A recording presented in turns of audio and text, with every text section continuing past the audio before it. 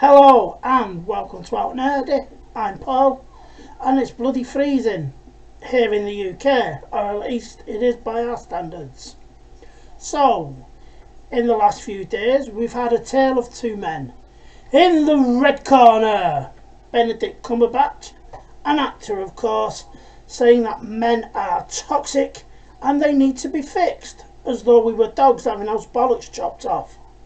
Now, I'm not sure what he means by fixed, and he doesn't even bother to offer an explanation anyway. And in the blue corner, Nick Fletcher, Member of Parliament, who has argued for stronger male role models for young men in the TV and film industry and beyond. Now, his comments have purposely been taken out of context as saying a female Doctor Who was responsible for the high rate of crime among young men. So let's see what both of them have to say, and then we'll laugh at Ben and dive into what Nick has to say. Nick is arguing quite correctly that male characters have taken quite a battering of late. Once competent, brave and loyal men have been replaced as incompetent manzels in distress in favour of a strong, independent woman who are practically perfect in every way. They're able to take down guys twice the size in a straight up fight, unlike Black Widow, for example, in Iron Man 2 and the Avengers, where she employs various techniques to make it more believable and practical. We've seen them to be able to wield a lightsaber like a Jedi Knight without any training whatsoever, or become as good as Hawkeye at using a bow like Katie in Shang-Chi in a 2-minute montage. Now, we've seen this in almost major franchise so far. The Star Wars sequels decimated Luke Skywalker and Han Solo and relegated Poe to the best pilot in the galaxy, we're told, to a secondary character, and Finn relegated to comic relief and shouty token black guy. He essentially became the Star Wars version of Fast and Furious's Roman Pierce. So, let's have a look at what they've said, shall we? Benedict Cumberbatch discusses fix for toxic masculinity. We just have to shut up and listen, he says.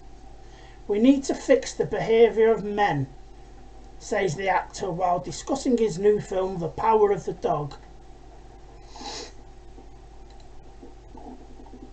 Fucking adverts. Benedict thinks it's time for men to listen. The Power of the Dog actor told Sky News about his perspective on toxic masculinity and explained we need to fix the behaviour of men. You get this sort of rebellion aspect from men today, this denial, this sort of childish defensive position of not all men are bad, but no, we just have to shut up and listen, he says, while discussing the themes in his film. There is not enough recognition of abuse, and maybe there isn't, he continued. There's not enough recognition of disadvantages. What? I reckon it's probably a lot easier for women to get roles in Hollywood than it is men, if we're just talking about this context. And at the same time, somewhere along the line, maybe not now, but somewhere along the line, we need to do maybe what the film does as well, which is examine the reason behind the oppressive behaviour. Now, throughout the entire interview, he doesn't actually say what he thinks should be done. Nothing. He just says men are bad, they need to shut up and listen, and we need to have a fucking think in a corner or something. So he's not actually gone on and said what toxic masculinity is or why masculinity is bad. I mean, after all, this guy plays a fucking superhero, so you'd think he'd be all up on board with the old masculinity bit. Granted, he doesn't use his fists so much with his kind of superhero, and let's be honest, he's not going to be able to, is he? So there's Benedict. He's saying fix toxic men, we have to shut up and listen. Nick Fletcher. Young men committing crime because of a lack of role models on TV, suggests Nick Fletcher. Now this is, in recent years we have seen Doctor Who, Ghostbusters, Luke Skywalker, The Equalizer all replaced by women, and men are left with the Craze and Tommy Shelby, the MP for Don Valley says. Is there any wonder we are seeing so many young men committing crime? So, but then Sky opens up with young men are committing crime because positive male role models on TV have been replaced by female characters. Now, they twist his words a bit, and it's not right. You know, it annoys me because he has actually got quite a bit of a point, and we'll go on to see what he actually says. I was pleased to speak at the International Men's Day debate today. There was nothing by Oldham Council on that, by the way. Especially as it gave me a chance to raise several points that are often a little overlooked within political discourse. These points namely touched upon poor academic attainment of boys in schools and a lack of positive role models for many struggling young males in society.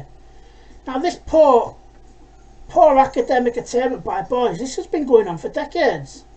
Absolutely, in the UK anyway, and nothing's ever done about it because they're generally always white working class. Naturally, as is often the case, my rather nuanced point that there are increasingly fewer positive role models, male role models for young boys, was almost immediately misconstrued. It wasn't misconstrued, they just seized on it to lie, because the mainstream press are disgusting.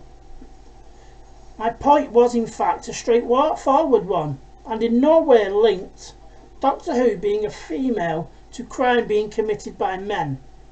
As alluded to earlier in my speech, teachers, parents and carers need to teach young men and boys that males can make a positive difference. Promoting this can be done through various means, including through films and programmes. Yet something often not discussed is that the only characters many boys with no good role models in their lives see on television and online are increasingly criminal. That's a very good point. During the entire Black History Month in October, I was watching American TV, and every show it showed was black men being criminals. There weren't no fucking positive people, it was all black criminals. And this was done by network TV, supposedly celebrating Black History Month. For whatever reason, there appears to be a certain squeamishness when pointing out that when a boy's role models are all violent criminals, fictional or not, this negatively influences how they view masculinity and what it means to be a man. As has been alleged rather lazily by several individuals, I did not link Doctor Who being female to crime being committed by men. In fact, I was making a statement that boys and young men also need positive role models within the media just as women do. Boys need positive role models, and that is the point I will continue to reiterate and never apologise for making. So, he spoke a lot of sense there, didn't he? You know, and for some reason, he's bad. Now we only have to look. Let's have a look at this then, shall we? Marvel has spent the last year laughing at the Avengers and replacing them with female versions. But not as women, they're just female men. They don't write them differently, they don't have them be feminine in any way, they don't have them fight differently, because after all, they are women. And generally, unless you're Gina Carano or a professional fighter, women are generally, you know, smaller and weaker than men. That's just basic biology. But all they do is have them better than men. And it's not because they're genuinely better either. in all of our entertainment today, you can see it yourselves. If you take the red pill, men are downplayed to elevate the women. And as part of this, I will say, some say it's about time that women were recognised. But then that begs a different question. When were they ignored? Now, you know, and I know, and Hollywood knows that it's been around for a minute or two. And there's well over 110 years, longer if you want to, go back of leading lady roles. History and myself can successfully argue otherwise. Superman comics have been around for 83 years. Lois Lane is a strong woman. She's an award-winning reporter. Look at the movies of the golden generation of cinema. In the 40s, women weren't hidden in any way. Just look at Maureen O'Hara, who starred in many a John Wayne film. In many of her films, she plays the strongest character of all. A mother who, in a lot of the films, has to say goodbye as her son or husband goes off to fight in a war. Surely there is nothing stronger than that. Having to keep carrying on when you don't know your loved ones are in danger. There's a British wartime film called Went the Day Well, about villagers that have to fight off a German raid. And it is very brutal for 1940s film. It shows women have to kill. There are no damsels in distress in this film. Wonder Woman was created during World War II and went on to fight Axis forces in her early years. These were read by men as well as women. Is that downplaying the role of women? No. I think when people complain about history being ignored, be it women at war, women on screen, or the Commonwealth's contribution at war, or whatever, I often find it's due to people not bothering to learn rather than anything more insidious. You know, it's not that they've been ignored, it's just that you didn't bother to learn. So, women were never ignored, ever.